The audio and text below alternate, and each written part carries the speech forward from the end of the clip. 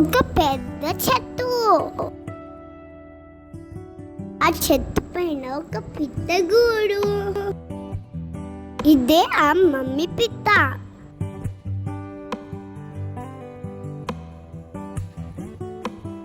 ఆ గూడులో ఆ మమ్మీ పిట్ట గుడ్లు పెట్టింది.